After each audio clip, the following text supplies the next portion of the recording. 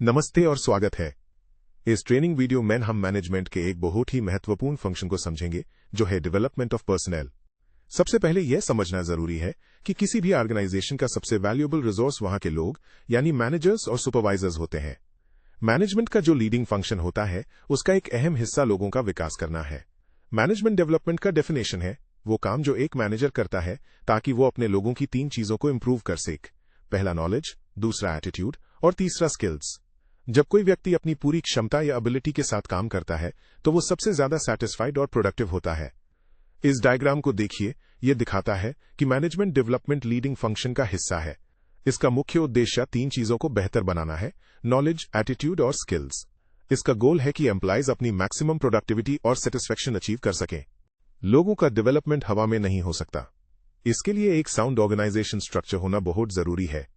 हर position के लिए responsibility, authority और अकाउंटेबिलिटी साफ साफ लिखी होनी चाहिए ताकि किसी के काम में ओवरलैपिंग या डुप्लीकेशन ना हो।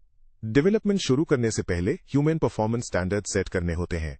बिना स्ट्रक्चर और स्टैंडर्ड्स के आप किसी को डेवलप नहीं कर सकते, क्योंकि उन्हें पता ही नहीं होगा कि उनसे क्या उम्मीद की जा रही है। यह फ्लो दिखाता है कि डेवलपमेंट कैसे स्टार्ट होता है। सबसे पहले एक मजबूत ऑर्गेनाइजेशन स्ट्रक्चर चाहिए। जब रिस्पॉन्सिबिलिटी, अथॉरिटी और अकाउंटेबिलिटी क्लियर होती है, तभी हम परफॉर्मेंस स्टैंडर्ड्स तय कर सकते हैं जो डेवलपमेंट का आधार बनते हैं। परफॉर्मेंस स्टैंडर्ड का मतलब है वो क्राइटेरिया या मापदंड जिसके जरिए हम काम और रिजल्ट्स को मेजर करते हैं। यह एक यार्डस्टिक यानी नापने की छड़ी की तरह काम करता है। लोग यह जानना चाहते हैं कि वो कैसा परफॉर्म कर रहे हैं, और स्टैंडर्ड्स होने से वो खुद अपना सेल्फ अप्रेजल कर सकते हैं। इकोप्लास्ट लिमिटेड के एग्जाम्पल माइन जनरल मैनेजर के लिए कई एरियाज माइन स्टैंडर्ड्स बनाए गए, जैसे सेफ्टी, बजटिंग और क्वालिटी। यहां हम देख सकते हैं कि परफॉर्मेंस स्टैंडर्ड का मुख्य काम रिजल्ट्स को मेजर करना है। यह अलग अलग एरियाज में लागू होता है, जैसे सेफ्टी, क्वालिटी और बजटिंग, ताकि एम्प्लॉय खुद देख सके कि वो सही डायरेक्शन में है या नहीं। चलिए एक रियल एग्जाम्पल देखते हैं सेफ्टी एंड हेल्थ का। कंपनी की पॉलिसी है एम्प्लॉइज और एसेट्स को प्रोटेक्ट करना। इसका मैनेजमेंट ऑब्जेक्टिव है सेफ्टी प्लान को लागू करना। लेकिन पता कैसे चलेगा कि यह ऑब्जेक्टिव पूरा हुआ? इसके लिए परफॉर्मेंस स्टैंडर्ड्स हैं, जैसे कि कोई ऐसी इंजरी ना हो जिसमें हॉस्पिटलाइजेशन की जरूरत पड़े, फायर या एक्सीडेंट की वजह से 24 घंटे से ज्यादा डाउन टाइम ना हो, रेगुलर सेफ्टी ड्रिल्स होनी चाहिए और साल में कम से कम एक बार सेफ्टी ऑडिट होना चाहिए। ये स्टैंडर्ड स्पेसिफिक और क्लियर है। इस फ्लो चार्ट में देखिए कैसे एक ब्रॉड पॉलिसी कन्वर्ट होती है एक स्पेसिफिक ऑब्जेक्टिव में। फिर वो ऑब्जेक्टिव टूटता है क्लियर परफॉर्मेंस स्टैंडर्ड्स में, जैसे जीरो हॉस्पिटलाइजेशन और रेगुलर ड्रिल्स। इससे सक्सेस को नापना आसान हो जाता है। जब स्टैंडर्ड सेट हो जाते हैं तो हम परफॉर्मेंस अप्रेजल करते हैं। इसके 3 मुख्य तरीके हैं। पहला, सिर्फ सुपीरियर या बॉस अप्रेजल करता है। दूसरा, 2 या 2 से ज्यादा लोग मिलकर रिव्यू करते हैं। तीसरा और बहुत असरदार तरीका है सेल्फ अप्रेजल, जहां व्यक्ति खुद को स्टैंडर्ड्स के अगेंस्ट इवैल्यूएट करता है।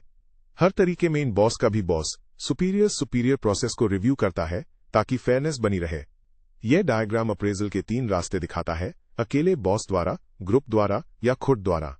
लेकिन ध्यान दें, सभी रास्ते अंत में एक रिव्यू स्टेप पर मिलते हैं, जहां सुपीरियर का सुपीरियर शामिल होता है फाइनल अप्रूवल के लिए। अप्रेजल का मकसद सिर्फ पास्ट परफॉर्मेंस देखना नहीं, बल्कि फ्यूचर पोटेंशियल और ट्रेनिंग नीड्स को पहचानना है। इसके बाद काउंसलिंग होती है। इसका सुनहरा नियम है counsel for improvement not for रिप्रिमांड।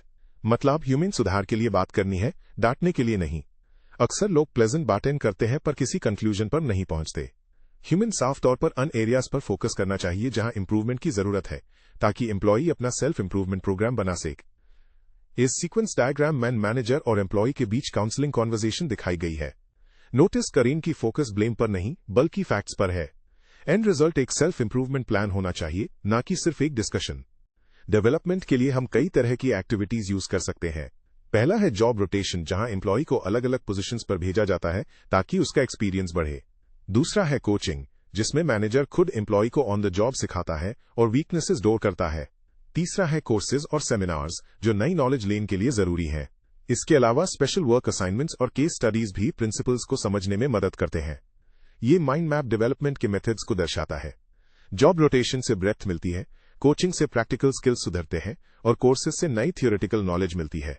ये सब मिलकर एक कंप्लीट डेवलपमेंट पैकेज बनाते हैं। सबसे अंत में सबसे इंपॉर्टेंट बात, किसी भी एम्प्लॉय के डेवलपमेंट पर सबसे बड़ा असर उसके बॉस का होता है। एक कहावत है, people tend to manage as they are managed. लोग वैसे हाई मैनेज करते हैं जैसे उन्हें मैनेज किया गया हो। अगर आप एक मैनेजर के तौर पर अच्छे से प्लान, ऑर्गेनाइज, लीड और कंट्रोल करेंगे तो आपके सबॉर्डिनेट्स भी आपकी नकल करेंगे और वैसा ही बनेंगे। सही डेवलपमेंट हाई बेटर रिजल्ट्स की कुंजी है। यह डायग्राम लीडरशिप बाय एग्जांपल का साइकिल दिखाता है। मैनेजर का बिहेवियर सबॉर्डिनेट ऑब्जर्व करता है, फिर यूज कॉपी करता है और अंत में वही उसका अपना मैनेजमेंट स्टाइल बन जाता है। इसलिए मैनेजर का रोल मॉडल होना बहुत जरूरी है।